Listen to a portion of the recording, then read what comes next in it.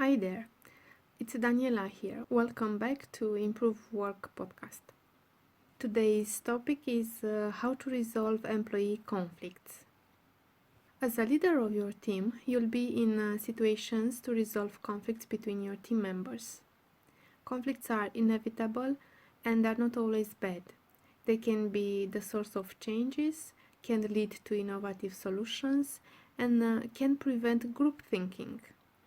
This brings to the surface differences of opinions, differences in how people think, differences in values, competitions between employees, or conflictual interest.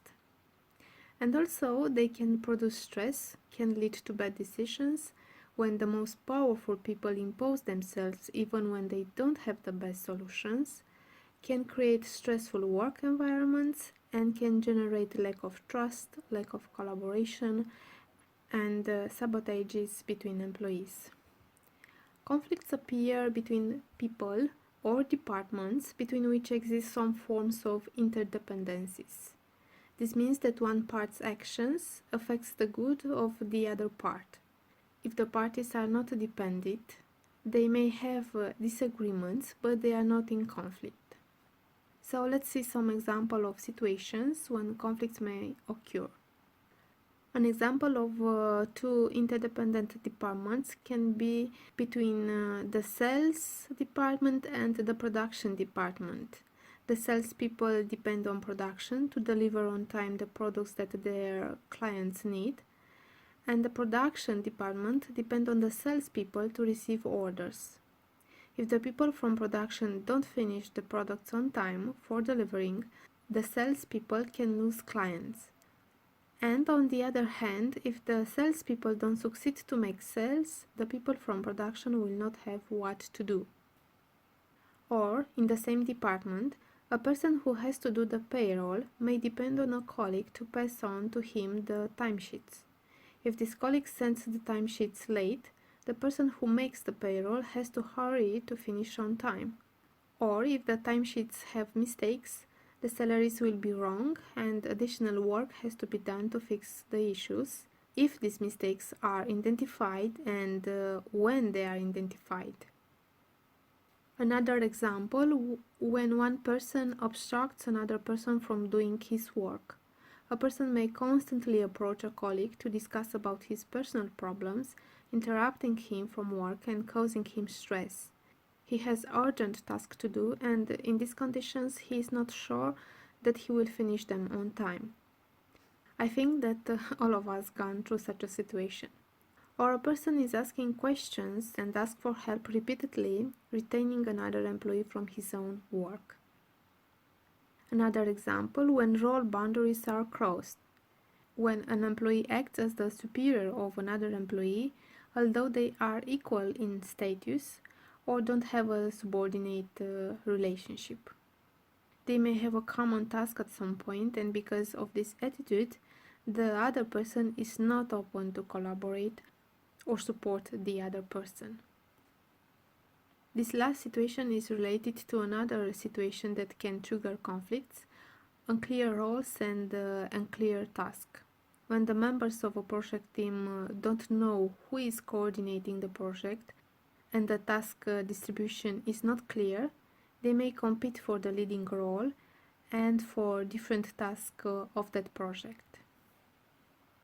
Or can be the case when two people want the same thing, for example, the same projects or the same promotion. In this case, it's not necessary an interdependence between the people involved, but rather one person limits another person's chances to get what he wants.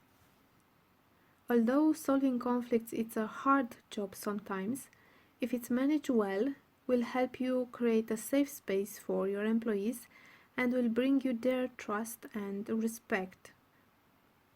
Furthermore, often conflicts can show you where are the weak parts in the working processes or practices.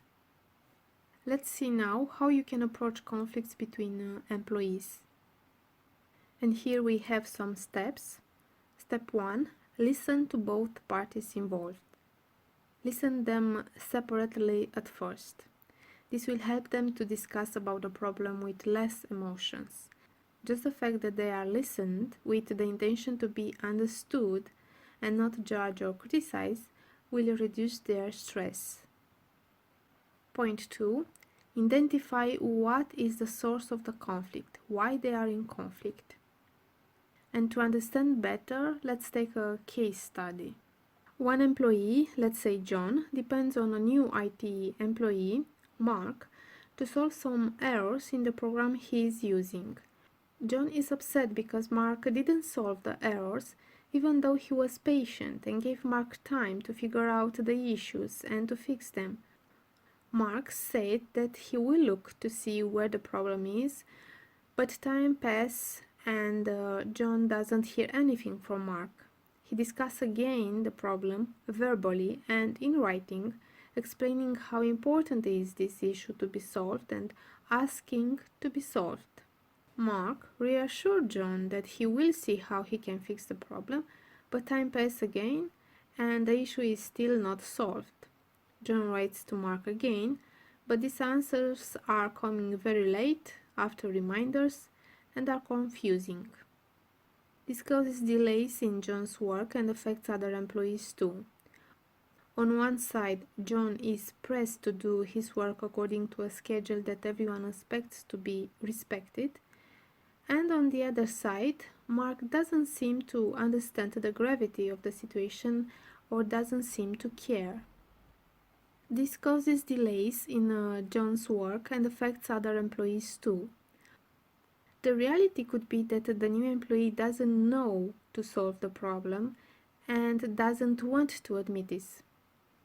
Instead of saying that he doesn't know to solve the issue, he tries to solve the problem himself, creating a lot of problems to others. Furthermore, the problem could be that the former employee who had the job before didn't explain to Mark the program, so he doesn't understand it and doesn't know whom to ask for help.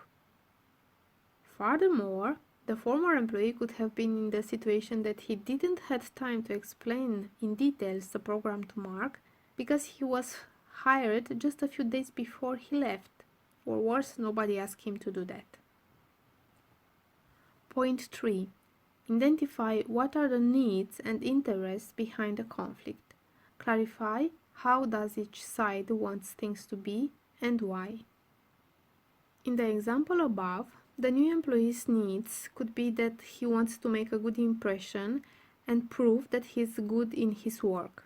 Because of that, he doesn't want to admit that he doesn't know to solve the problem. He may also prioritize other things since maintenance of the program is not his main job activity. John's needs and interests could be that he wants to make his job in time, according with the schedule required from him, so the errors to be fixed as quickly as possible. Point 4. Help them to see when they rationalize their behavior, when they find false excuses or justifications for their behaviors. For example, John might say, "Well, yes, I was a little harsh with Mark because I lost my patience. He made me wait for such a long time, he doesn't give me clear answers, and he doesn't seem to understand the urgency of this situation." In this case, John doesn't take responsibility for his behavior, for him losing his temper with Mark. He justifies it. It's not his fault, so he doesn't need to change his behavior or to repair it. Mark could say, "I didn't answer John's emails because I didn't have an answer for him. I would announce him as soon as I would solve the problem." You could help Mark to understand the other person's perspective. John was pressured by deadlines and he wanted to solve the problem as quickly as possible. He kept asking questions about the status of the problem because it was an important and urgent issue. Point 5. Help them distinguish between facts and interpretation or opinions. Sometimes conflicts can be caused by misinterpretation of a person's behavior. In this case study, it wasn't that Mark didn't care to solve the problem, but he didn't know how. If he would have admitted this from the start, their time and energy could have been saved and directed to other solutions. Point 6. Find solutions that respond to their needs and interest.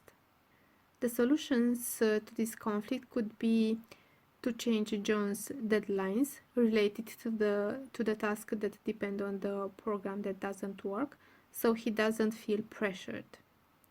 Ensure him that you understand that it's not his fault that the program doesn't work and that he didn't respect the deadlines. Explain him what will happen next to solve the problem. For example, Mark will discuss with the former employee tomorrow to fix the issue. Ask John to better control his temper in the future. No matter how wrong a person behaves, we are in control of our responses. Explain him that Mark doesn't know to solve the problem. He did try to solve it, but he didn't succeed it, and that he will get some help to communicate better in the future. Then support the new employee to get in contact with the former employee and fix the issue together. Then explain to Mark that he has to answer to emails.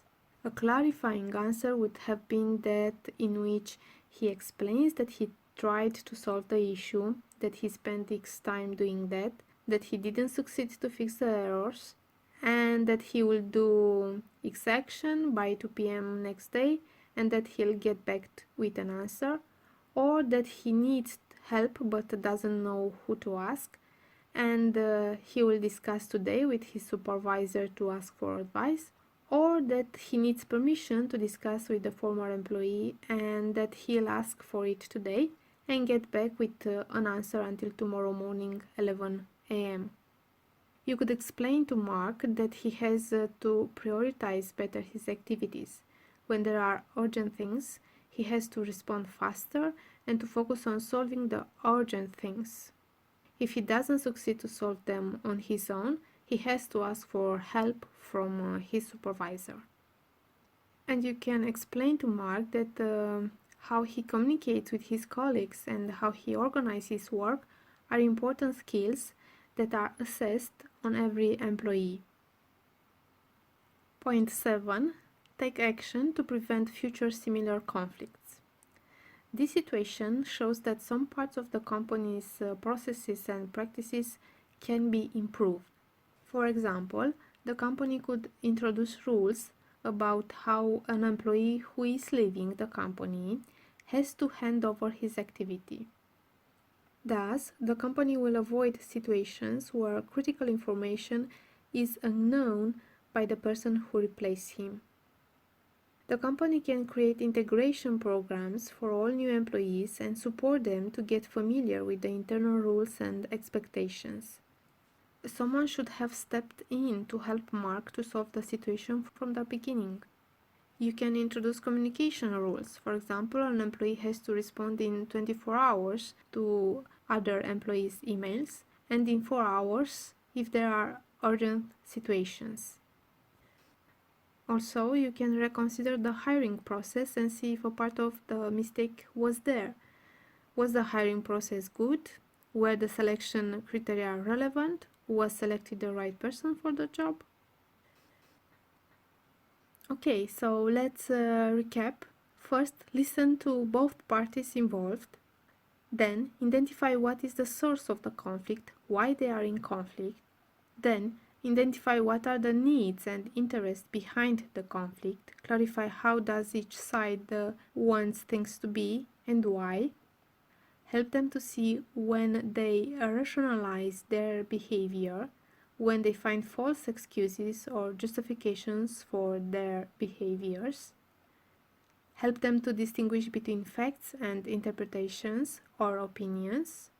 Find solutions that respond to their needs and interest, and take action to prevent future similar conflicts. So that's it for today. We discussed about situations in which conflicts can occur between employees, what can you do to manage employee conflicts, and how can you use employee conflicts to improve the company's processes and practices. Thank you so much for listening. Let me know by email if you have questions about this topic and if I can help you. Also, I want to let you know that I have a special offer to one of my online programs, How to Motivate Your Employees so they care for your business and help you grow it. So in the next 3 days, if you enroll until February 20, you'll benefit of 4 more coaching calls with me, besides the 2 calls that are already included in the program. So if you are interested in this offer, go to the bottom of this page and you'll find a box about this program.